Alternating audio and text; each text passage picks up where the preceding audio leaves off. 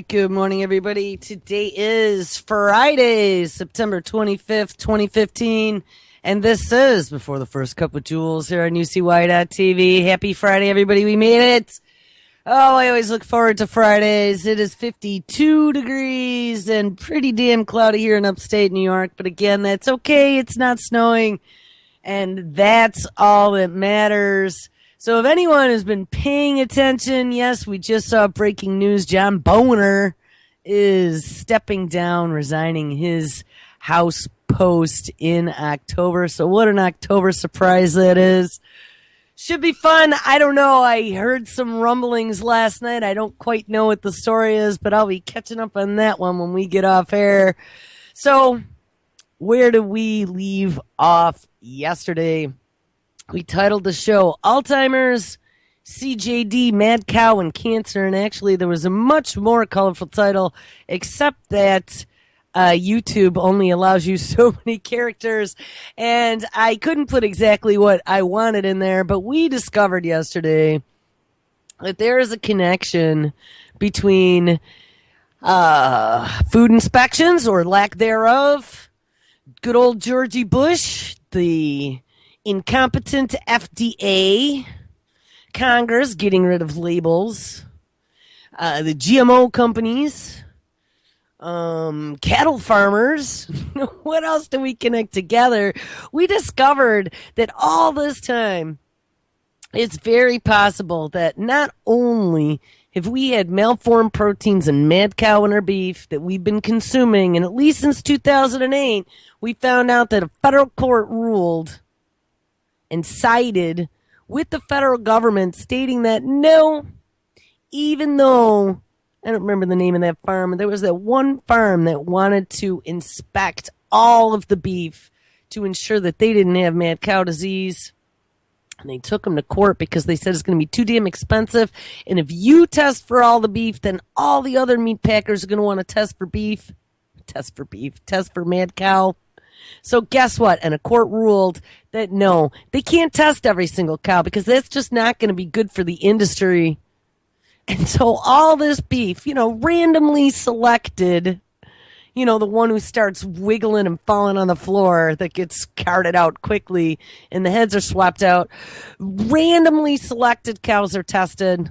And it was a very small number. I think I read something like 1,700 a year out of all the beef that we eat, consume, and export in the United States. That's all this being tested for mad cow. But then we have this massive explosion of dementia diseases here across the United States over the last 20 years or so. I think it's going to reach a peak around 2050. And we're going to read a story about that, this exploding dementia epidemic in the United States.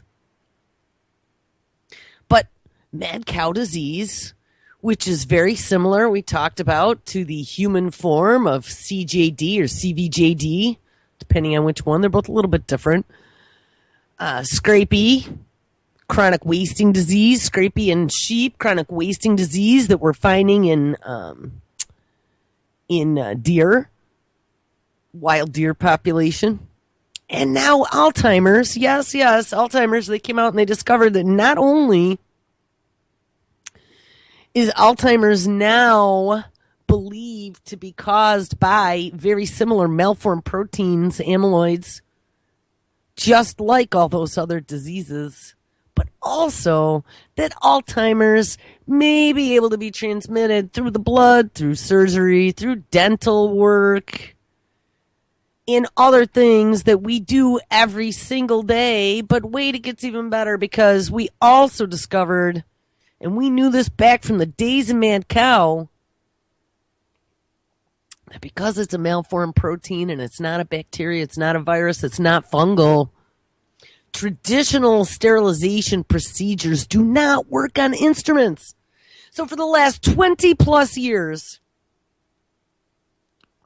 at least, it's very possible that these malformed proteins have been in our food supply, have been in our bodies. People have been infected. There's been surgeries and blood transfusions. And, what about donated blood, for God's sakes? and it's transmissible from person to person, people that come into contact with that tissue or with that blood or with that bodily fluid. I mean, absolutely, I see a mega epidemic coming if that's the case, and that's where the research is all pointing. If you hit the show yesterday, it's up on UCY's YouTube channel. It's youtube.com/UCYTV, no dot. And hit the Before the First Cup Alzheimer's, CJD, Mad Cow, and Cancer, and go into the description. I probably put 50 links of evidence of stuff that I stitched together. And there's stuff we talked about yesterday. There's also stuff we didn't talk about because it was after the show, but it was definitely pointing to something that we were talking about. And you need to go through those because it was highly disturbing. We have a big problem, Clyde, with our food supply. And it got even worse than that because then we continued on. It was Bovine Day yesterday. We continued on and we looked at this new thing that I'd never heard about until just a few days ago, but apparently they'd known about it since, I think the original date they discovered it was in Lithuania in like 1871. It's the bovine leukemia virus, but they identified it in United States cows and European cows back in the end of the 1960s. In Europe and other countries, they culled all the cows that had this bovine leukemia virus and they tried to get it out of the food chain. But in the United States, they did not. And because of that, and we'd read actual CDC documentation that had stated that 100%, 100%, not 1, not 10, not even 90%, 100% of farms of 500 cows or more. So we're talking commercial operations. Their vats of milk and their cows are infected with bovine leukemia virus. And it gets even better because that bovine leukemia virus, and they also said that some dairy cows go into the food supply, which I never knew that. I didn't know that they actually use dairy cows for meat at some point. I mean, maybe Bessie's getting a little old. She's not working out too well. Whoop, to the meat grinder for you, Bessie. But there was a percentage of dairy cows that go into the food supply as well. And then they found that even smaller farms with less than 100 cows, I think the number was, had a 35% infection rate. And all this time, since the 1970s, they were basing their testing for safety because they just let that all go. They let it all go into the food supply. And we've been consuming bovine leukemia virus at least, since they found it in the late 60s in our milk and other dairy products. So I'd assume cheeses as well. But it gets even better because they discovered now in a study they're finding bovine leukemia virus in breast cancer. And now they're wondering if it's even possible that it could cause leukemia in humans. Well, the last testing they did was in the 70s. And in the 70s, with their 70s equipment, they determined that no, it doesn't affect humans, and no, it's fine to go into the food supply. So here we've been drinking, eating, and consuming this bovine leukemia for 40 years with the blessing of our food safety agencies. I had talked about how just absolutely ludicrous it is to even think that we have a food safety or inspection division in this country. An FDA, USDA, they're not doing jack shit to make sure that your food is safe. Oh, what? You know, I always joke about it, but it's true. It's called the sniff test. They're sniffing not just seafood coming out of the Gulf of Mexico to see whether or not it's contaminated with Corexit. And yeah, they are. The nose knows. That's the name of the article. And that's an official .gov article, by the way. But they're also doing it with foods that are being inspected by the FDA. Now, another thing, back a week or two ago, we discovered, so all this stuff has been blessed. We got Mad Cow We're not testing for it. We got bovine leukemia virus. Don't worry about it. We're not going to tell you, but we don't think it affects humans. Whoops, 40 years later it may. And whoops, mad cow is maybe transmissible with malformed prions through standard medical procedures. But we also find out that back in 2008, they gave the rubber stamp to cloned animals being in the food supply without requiring any labels whatsoever. Because, again, don't worry about it. We did all of our homework and our research, and we're pretty sure, at least now, right now, that it's not going to cause any future problems. Eat it, shut up, and we'll let you know in 40 years when we finally do a study. I mean, how is this keeping you safe? This is something else I was thinking about in the food, and it just flitted away. But here, I want to check out a couple stories because I know I talk about this stuff all the time. Oh, and then we find out, right? We already knew this about all the FDA fraudulent research. So anything that they put in writing, I don't believe one single word of it anyway. All right, we read this story probably about a year ago, and I've referenced it many, many, many times. But I want to illustrate to you, and maybe you remember it, maybe you don't, but too bad. We're going to read it again because it's very important. I want to illustrate to you how even more insidious this whole dark act, getting rid of labeling on food for GMOs, making it voluntary, just like labeling your food as cloned meat is voluntary. How many companies are going to put a big fat label on it that says, I'm cloned? Call me, I don't know, call me Bessie number 379. But how many companies are going to voluntarily label anything? So we have this dark act that's all about GMOs and synthetic biology getting into the food chain. They're calling it the SAFE Act or something like that. The food, I'll look it up. It's some ridiculous name that is completely opposite of what the actual act is. And don't think that that isn't by design either. But then we also have them getting rid of, and they did, the country of origin label. We got sued by Canada and Mexico because we were labeling the beef per a law we had on the books as to what country it came from. And they cried foul, and they went to the World Trade Organization and said, hey, it's not fair. You can't tell them where your meat comes from. We don't want them knowing that this is Mexican hamburger, Canadian, and I think it was all meat. Canadian chicken. It was beef, pork, and chicken. And so they sued us through the World Trade, or whatever they call it. They started an action against the United States, and the World Trade Organization ruled on it, and they told us that the country of origin labels, a law that we put on our books, was illegal according to international law. Welcome to the 21st century globalist world.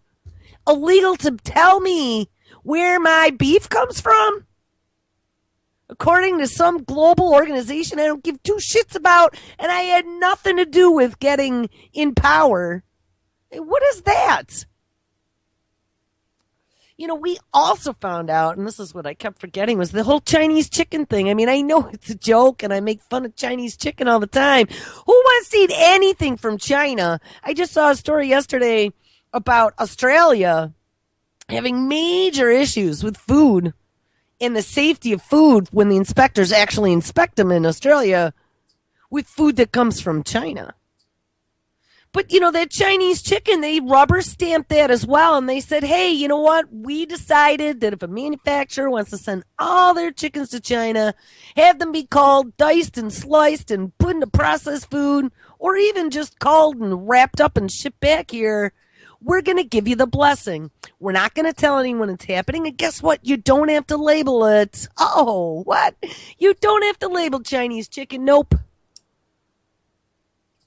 And if you find it economical to have your soup made in China and boil that chicken, make that chicken broth, make that beef stock with those beef bones that we kind of decided didn't have mad cow wink, and then ship it back to the United States, is just fine with us.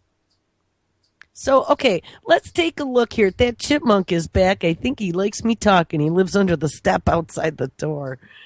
All right, inspectors, and this is the FDA. Inspectors struggle to keep up with food with a flood of imports.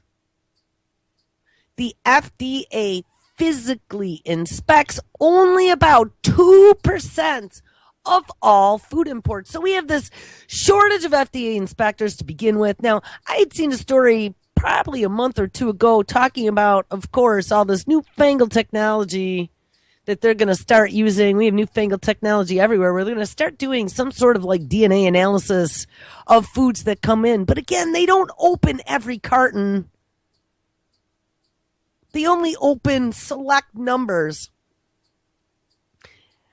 So now we have this flood of imports coming in from all these countries around the world, and we didn't have enough inspectors to begin with. And we're going, well, hey, and I've told you, the country of origin does their own inspecting. And what happens is they create a quote-unquote food inspection agency in that country, and then we apparently send someone over to go inspect it. And they go, yeah, blessings. It's up to the United States standards of inspection. You just keep doing what you're doing. Ship your food to us, and we'll give it a blessing. And that's what happens. So, all right, let's read a little bit of this. And I don't know how far I want to go. This is a long story, and it's an old one. So we'll just kind of touch on this. So we have this flood of imports. We're struggling to keep up. It says where do we start? The shipments were flagged for inspection, blah, blah, blah. The FDA reported that in 2010, it refused nearly 16,000 food-related shipments out of the more than 10 million that arrived in the United States in 320 different ports. If it comes in here and it's bad, we're going to get them, except when they don't. Myriad critics, including the U.S. Government Accountability Office, that's the GAO, says that the FDA, so this is the federal government pointing to another division of the federal government saying, hey, the FDA is simply not up to the task of ensuring the safety of food imports, which are entering this country in ever-growing numbers. The FDA expects 24 million shipments of FDA-regulated goods to pass through the nation's ports of entry this year, and this must have been 2011, up from 6 million just a decade ago. And during that time, the number of FDA investigators had stayed constant. Within the last 10 years, they didn't hire anybody. There's only 1,350 inspectors for 320 ports. For expected in 2011, 24 million shipments. And this is just coming in imports. The agency began adding investigators in 2009, and they now have 1,800. Whew, good thing. Still far short of the number required to keep up pace with imports. And in 2010, FDA inspectors physically examined only 2.06% of all food-related imports. The agency expects, oh my God, the agency expects to inspect only 1.59% of all food imports this year, and even less, 1.47% next year. Nobody is watching the store. All right, now let's look at a couple of tests. The very first one, sensory tests. The nose. Yes, the nose. The nose prepares to sniff his way down a my filet. Steve Angold works out of a narrow lab at the FDA's brand new $40 million testing facility in Irvine, California. What do they got? Like gold toilet seats there. I mean, you spent $40 million on a facility, yet you didn't hire 10,000 inspectors. He is one of about 25 FDA sniffing. He's a sniffing specialist across the country who rely on, I guess it's more than sniffing, senses of sight, touch, taste, and smell to detect decomposition or filth in food products. So he's just using his nose, his eyes, his tongue, and his fingers to determine how good your food is.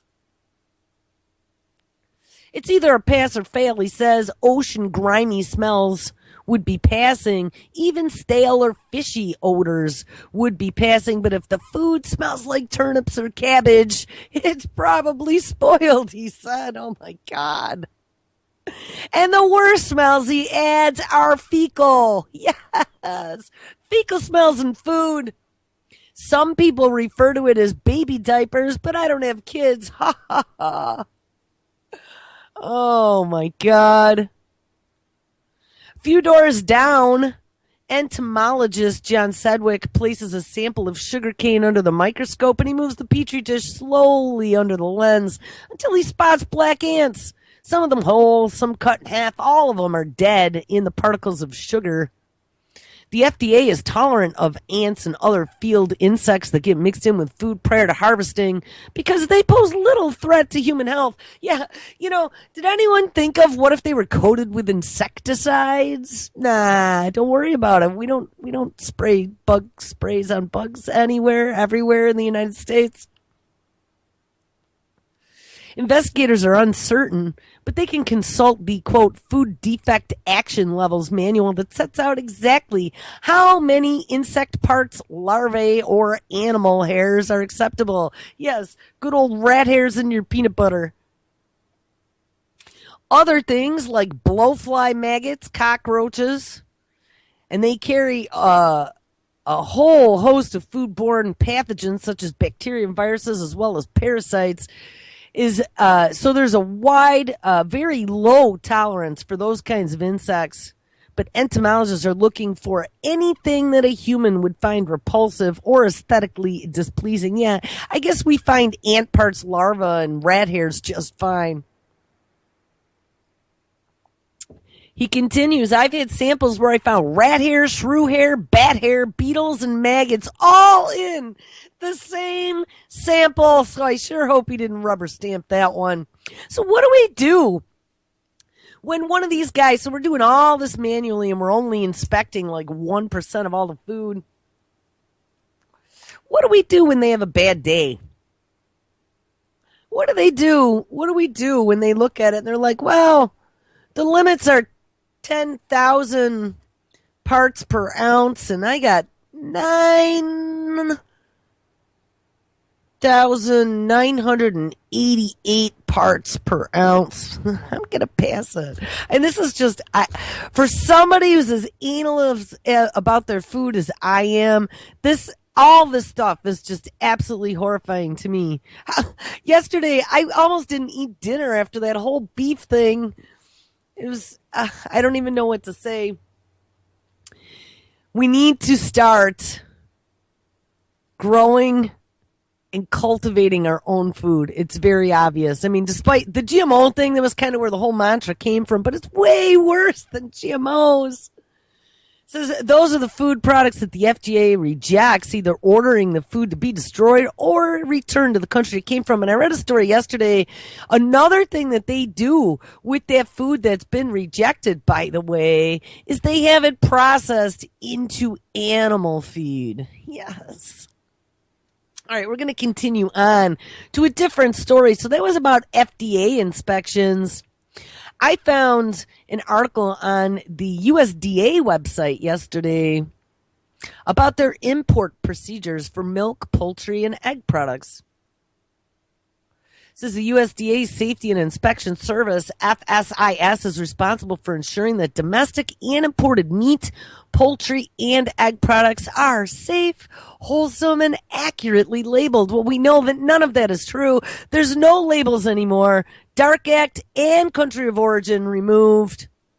We know the products aren't necessarily safe because of the mad cow and the bovine leukemia virus, and wholesome. High fructose corn syrup and 90% of all the food we eat does not make something wholesome.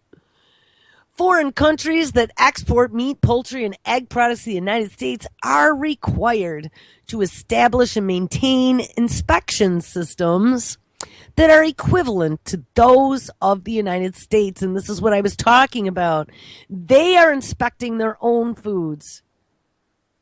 The FSIS, and that is the Food Safety Inspection Service Division of the USDA, audits foreign inspection systems and re-inspects meat and poultry at the port of entry to ensure that foreign countries have maintained equivalent inspection systems, except we find out, yeah, they inspect it when it's imported, but what, 1% like the FDA is doing? Foreign countries undergo a stringent review process before they become eligible to or export meat. What, like China? The fact that China has been rubber stamped to import and export our meat. I don't know who was responsible for proving that, but how is it possible with all the stuff we know about China and it being one of the most polluted places in the entire world? I would say don't eat anything out of China or India. You know, very, very polluted places. I'm sure that on everybody's shoes, you got chemicals. I don't know. I mean, China especially is a country where, you know, when you have companies that are putting antifreeze into children's toothpaste because it's a little bit cheaper than the one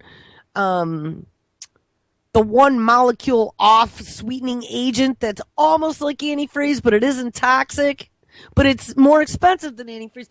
We had a Chinese company putting antifreeze as a sweetening agent into children's toothpaste. We're going to trust them? Giving them a rubber stamp on their inspection facilities to ship meat back to this country? I don't think so. It says countries are not required to adopt an identical inspection system. Rather, they must just have an equivalent one. So, all right, let's mince some words. The evaluation of a country's inspection system is determined to determine eligibility involves two steps. That is a document review and an on-site audit. Is that singular? The document review is an evaluation of the country's laws, regulations, and other written information focusing on 5 risk areas. And yeah, you could put any bullshit on paper. Doesn't matter. And, you know, just copy and paste from whatever the United States says that we do. That'll be close enough. Sanitation controls, animal disease controls, slaughter and processing controls, residual controls, and enforcement controls. And I mean, when we look at animal disease and slaughter and processing, we know how well that works here. If the document review process shows that the country's system is equivalent, then a technical team will be dispatched to that country to evaluate those 5 risk areas, as well as other aspects of the inspection system, including plant facilities and equipment, laboratories, training programs, and in-plant inspection operations. And yeah, of course, they probably give you a whole month's notice to plan for the trip so you can make sure everything's in order. I mean, anyone who's worked in corporate America and had any type of upper management coming to do an on-site inspection, you know exactly how that is. On your best behavior and do everything precisely correct while they're there. If the team deems the inspection system to be equivalent to the U.S. system, a proposed rule is published in the Federal Register announcing the determination and the intent to list the country as an eligible country to export meat, poultry, or egg products to the United States. And then after consideration of public comments, of course, all those public comments, I don't remember anyone asking me to comment on Chinese chicken. A final decision is made on the country eligibility, and if favorable, a final rule is issued. And that foreign country's inspection system is then responsible for certifying individual exporting establishments and for providing annual recertification documentation. The inspection service regularly then conducts on-site audits of the eligible foreign inspection systems to ensure that they remain equivalent to the U.S. I wonder if they do surprise visits. I mean, what is this? So I guess it's better to have them inspecting food foreignly than not. But on the other hand, I don't think that we can test any of these places. It says they do reinspection at port entry upon arrival of a U.S. port of entry. All meat and poultry shipments must be reinspected by an FSIS import inspector before they are allowed into this country, and every lot of product is given a visual inspection for appearance and condition. So that must be that one specialist guy we read about. There's only, how many did they say there were? There weren't very many of them in the United States for the FDA. But I mean, what's a visual inspection? So we look at it and we're like, yeah, that's fish. It smells like fish. And they are checked for certification and label compliance. In addition, and this is where some of this new stuff is coming, automated import information systems assign various other types of inspection, including product examination and microbial and chemical laboratory analysis. Egg products are reinspected at the facility where they are taken for further processing, and about 65 inspectors carry out reinspection at 150 official import establishments. So I don't know what happened to the 320 or whatever that number was that they said for the FDA, but apparently the USDA only has about 150 of them. Shipments that pass reinspection are allowed to enter the U.S. commerce and are treated, now get this, shipments that come in and they give them the blessing are treated as domestic products. And hey, now that we've gotten rid of the country of origin labeling, who's gonna know if it's not domestic product? And shipments from all countries except for Canada are stamped with the official USDA mark of inspection. So that inspection mark doesn't mean jack shit. What? The USDA inspected it? Maybe, but it might have been inspected by Chinese inspectors and then sent here and had a visual test and then was randomly selected at some point to be chemically and microbially analyzed. But what do they say? 46 million shipments? And we got 65 inspectors at 150 ports. Canadian shipments carry the Canadian mark of inspection and an export stamp, and I'll bet you it won't anymore now that those country of origin laws are gone. And if a shipment does not meet U.S. requirements, the containers are stamped U.S. refused entry, and within 45 days must either be exported, and this is what I was saying, destroyed, or converted to animal food if an appropriate request for diversion is approved by the FDA.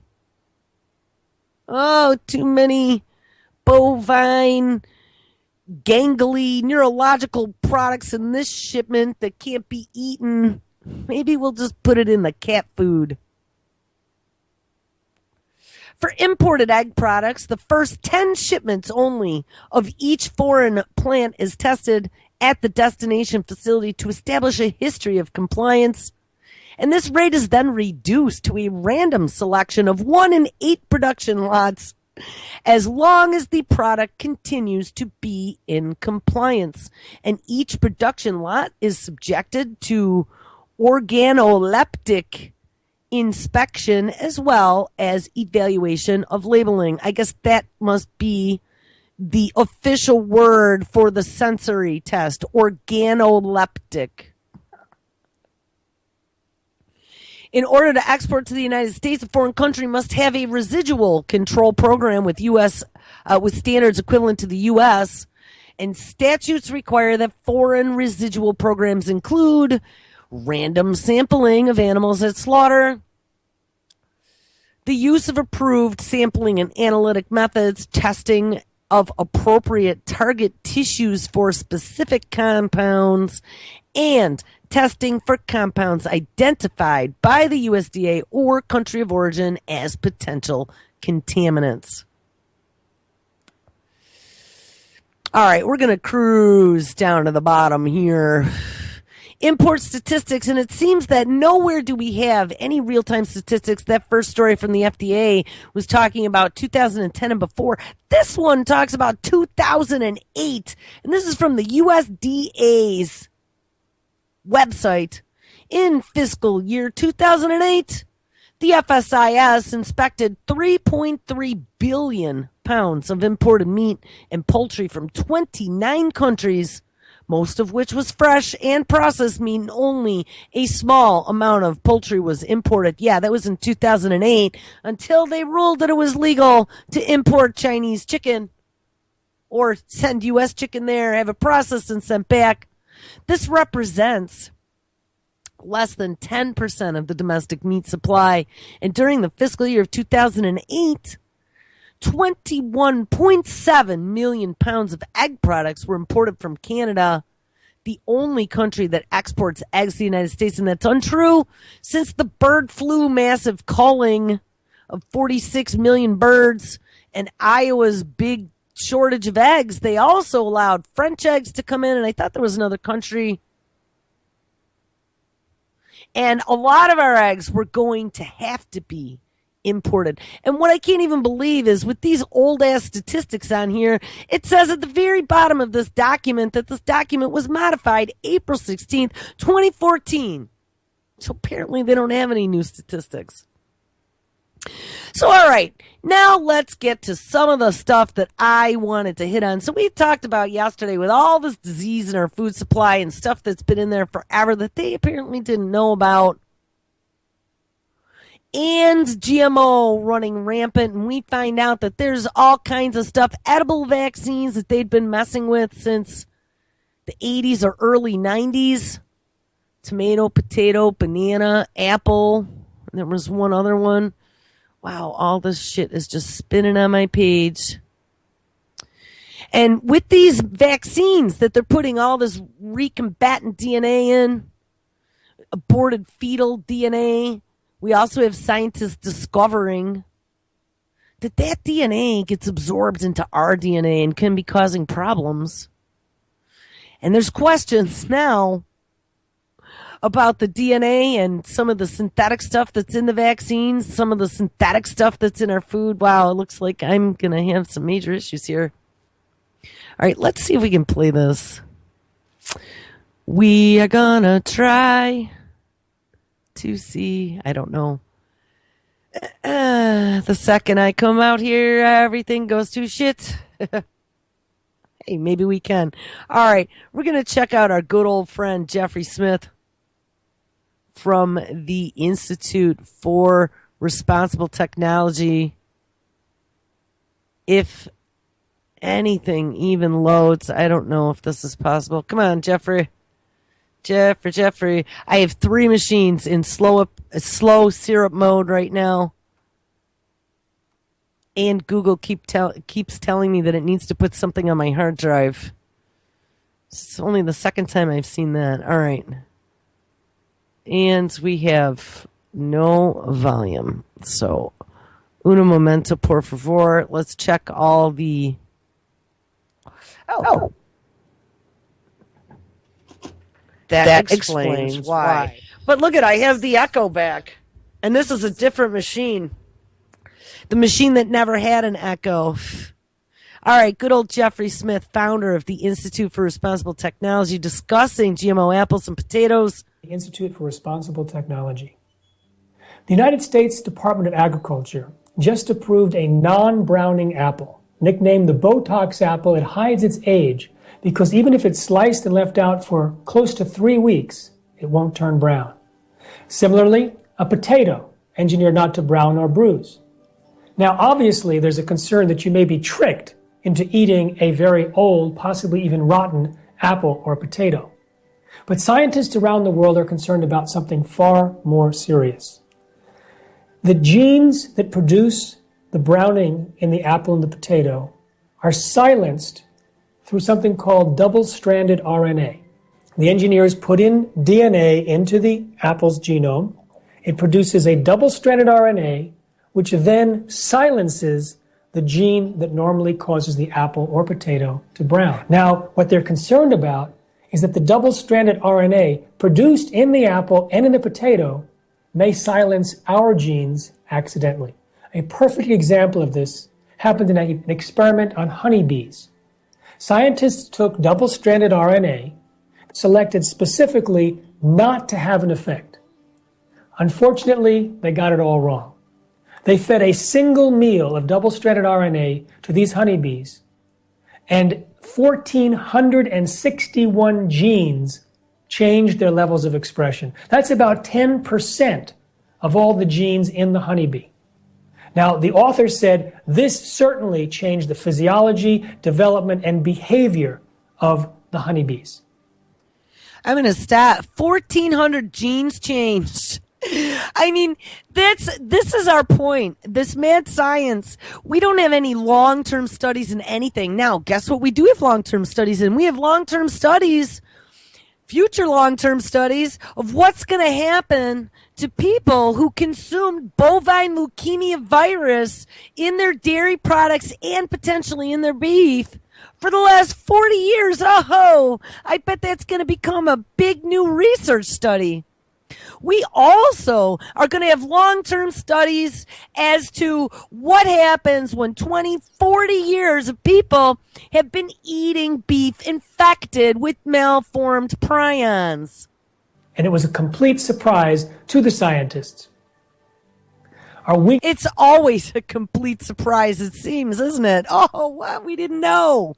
Going to be surprised by the effect of the double-stranded RNA found in the apple and in the potato.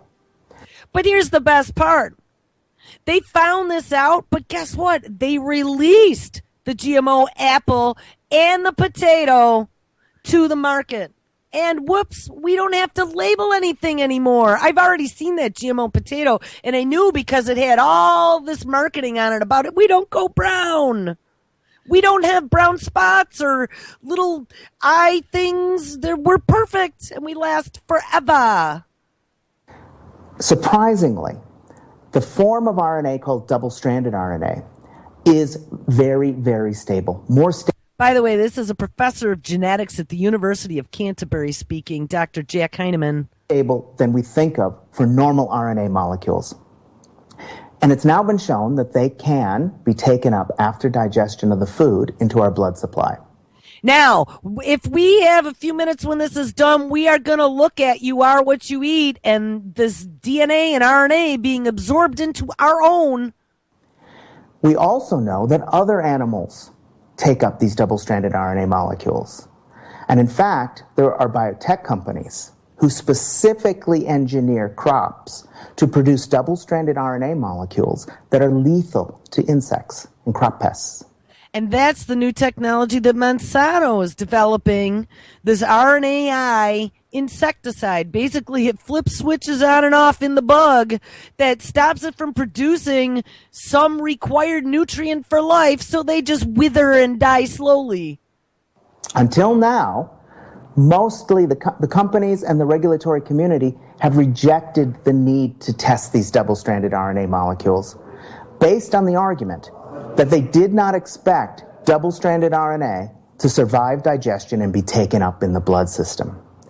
Now that that assumption, which is never tested, has been challenged by peer-reviewed scientific evidence and has also been confirmed by 2 subsequent studies using other types of analysis, it's important that the regulatory community change its tune on this and demand that the companies demonstrate using experiments that the unintended or intended double-stranded RNA molecules made in genetically engineered organisms don't have an adverse effect on consumers. You think? Oh my God. Well, you know what? We don't think it's going to affect anybody. Just like the bovine leukemia virus and the mad cow. We didn't think it was going to bother anybody. So we just let it go. Wink, is we're all invested. And there's a revolving seat between regulatory agencies and genetically modified companies and the beef industry and the agriculture department. I mean, it's just disgusting. In 2013, Dr. Jack Heinemann and others published a comprehensive paper describing how to evaluate the risks of double-stranded RNA so it's not a danger to us. Soon after, United States Department of Agriculture entomologists published their paper citing Heinemann's work and agreeing that the risks were severe and that the current assessments were incompetent to evaluate those risks and protect the environment and health. Wow, the USDA actually agreed? Tragically, the government regulators around the world ignore the risks. They even ignore the recommendations of their own scientists. The perfect example is found at the United States Food and Drug Administration. There, the scientists repeatedly warned that GMOs were different and dangerous and could lead to allergies, toxins, new diseases, and nutritional problems. They urged their superiors to require long-term study. But the person in charge of policy, Michael Taylor, Michael Taylor, Monsanto's former attorney, later Monsanto's vice president, and now back at the FDA as the U.S. food czar. His policy, he was in charge of, declared that the agency was not aware of any information showing that GMOs were different, a lie. And on the basis of that lie, no safety testing was necessary and no labeling was necessary. And that's what I've been saying. An apple is an apple, a potato is a potato, a tomato is a tomato.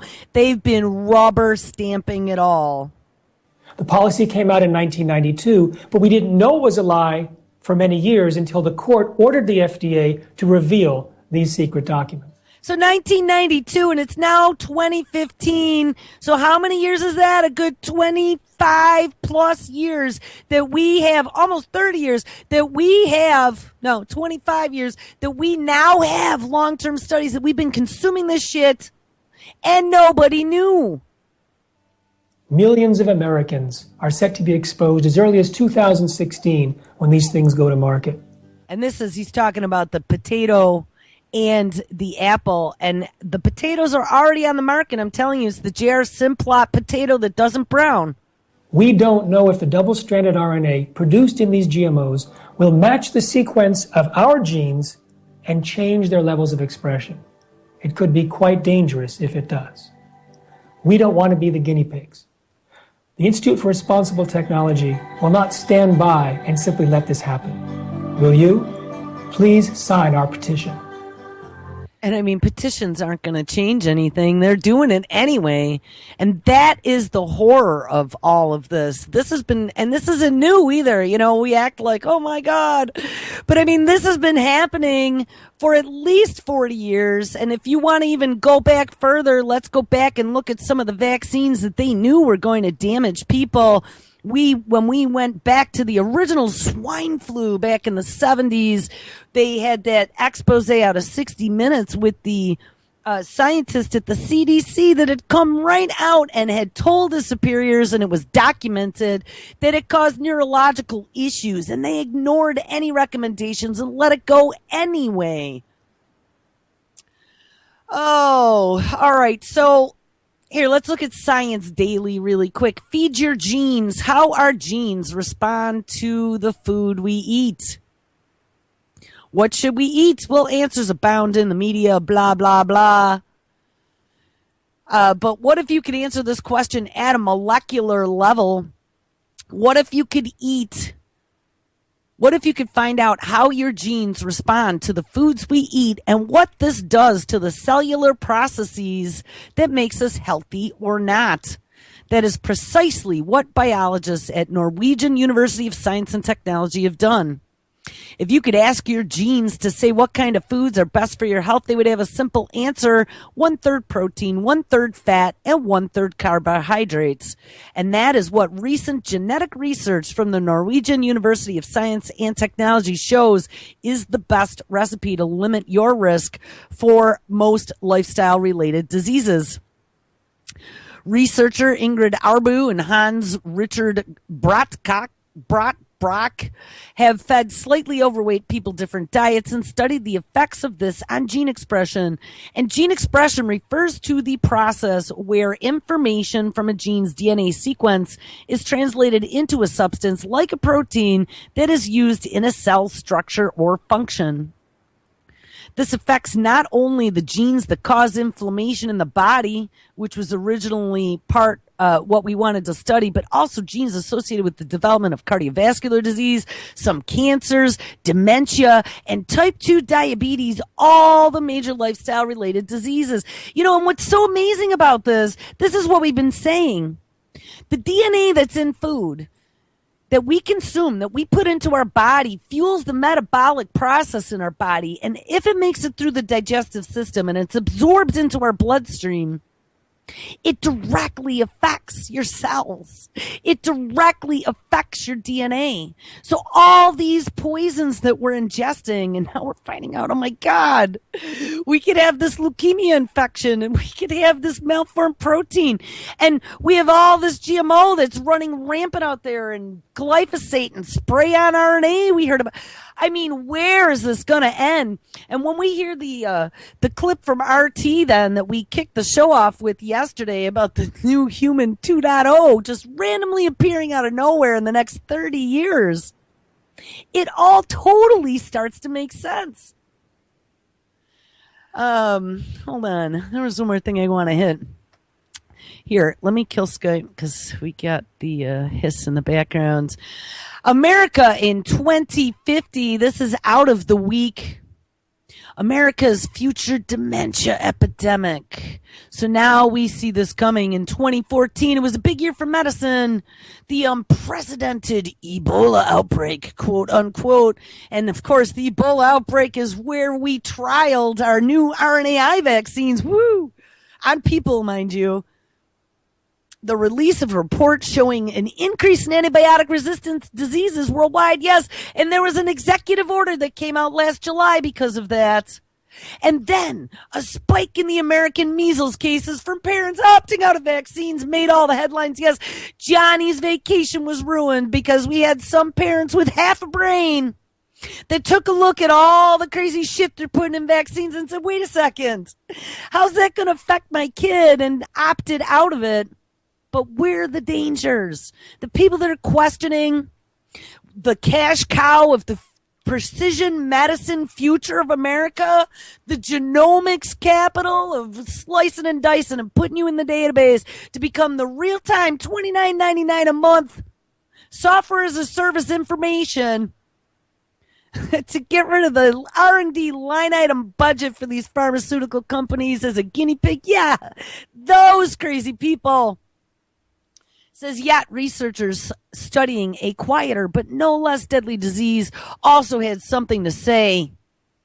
A team at Rush Institute for Healthy Aging released findings that showed that cases of Alzheimer's disease, a neurological condition that gradually robs a sufferer of their mental abilities, would increase considerably as the American population aged. Wow, what a mystery.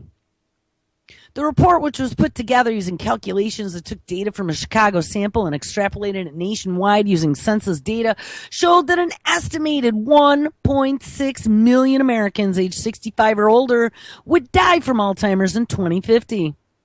That would account for a 43% of older adult deaths in this country. And by contrast, 32% of older adult deaths were due to disease in 2010. So Alzheimer's is going to overtake disease as the biggest killer of Americans here in the next decade or two. And it's not that Alzheimer's is somehow becoming more virulent. No, not at all. In fact, some studies indicate that Americans are at less risk of developing the disease because the rates of heart disease and stroke are also going down. Well, what a dumbass thought that is.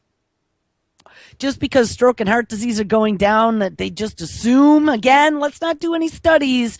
Let's pass it off as science, and then let's point fingers at those tinfoil hat-wearing lunatics that are questioning our broken logic. Instead, it's the demographics that are leading the shift. By 2030, 20% of the American population will be 65 or older, and barring any unforeseen changes in the disease or a cure, that means roughly 13 million older Americans could suffer from Alzheimer's disease by 2050. And when I look at this curve, it is going straight up. And of course, when they now announce that malformed proteins from all these other brain-wasting diseases that were out there, including the bovine spongiform encephalopathy. See, I got to say it today. Very similar, and that, whoops, they were ruled federally that they didn't have to inspect all the cows. We can exactly see how this number is going to go way up. But hey, guess what? There's tons of money and tons of research going on how to cure what ails you. Alzheimer's and cancer are the two big funded studies, and that's going to be the cash cow of the 21st century. All right, guys. Well, guess what? We definitely are getting to the end of the show here. I don't know. My clock doesn't launch. We got about a minute left. I found what I was talking about yesterday. I thought it was Sesame Street, but it wasn't. It was a public service announcement that when I was a kid, I remember when I was eating my tuna fish, watching my fish, and they told me, you are what you eat. Let's see if it launches. I hope it does. Hurry up before the music comes on. Hi there, time for Timer, your roving reporter. I'm talking to you from inside a fantastic factory, your digestive system. You know what we build here? You! Not out of wood or metal, but out of food. You see, you are what you eat from your head down to your feet. Things like meat and eggs and fish you need to build up muscle tissue. Uh-oh. Hello, appetite control, more protein. We need energy. Playing tennis today, you know. Whoops. All the... Okay, and it's about the end of the show. All right, guys, make sure you stick around. We have Ms. Lonnie Clark live up next. 6 p.m., Josh is live. At 8, Timer Time, replay with Michael and Nick. 9, Truth on the Tracks with Brandon. 10, Reality Bites, brand new with Neil.